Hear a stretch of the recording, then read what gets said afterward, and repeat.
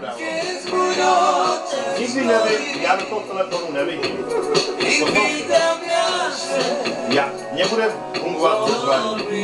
Ne, jenom neposlouchej, nech mě to. Když si ho vezmeš, za měsíc tím to odejde.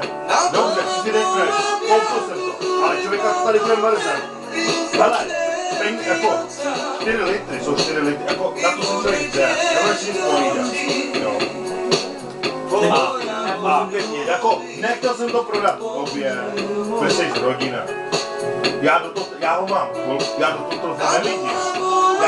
Stalo se mi to, že jsem si koupil telefon, jo, od Gáďa, odešel tam software, na to je 90 peněz.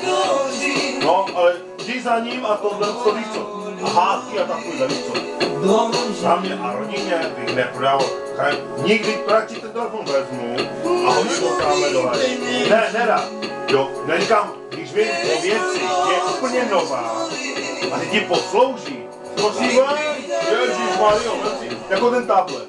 Když vím o věci, já jsem mu no, když jsi měl Říma Gore. Mě prodával 6 za půl řadí. A proč to nedej? Já jsem si to chceš pro sebe domů. Proto jsem to nechtěl. Nebudu sobě dávat pro tebe telefon. Když já do telefonu znovu nevím. A ty víš, jaký jsou telefony? Mě přesek, když mi přineseš, pondělí ti dám 6 za půl. Ale kdybyste trošku komunikovali, no tak je to o něčem jiným. OK, máš, není problém.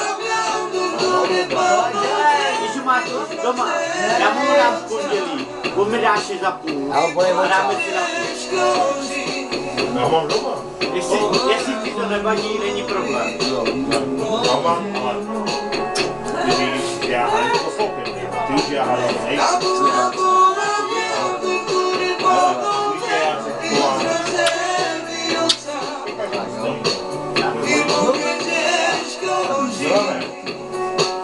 Hele, ne, poslouchej mě, to bylo.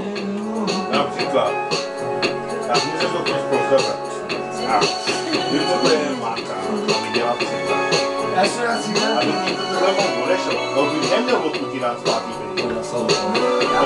Ne, ale dobře, ale tady člověka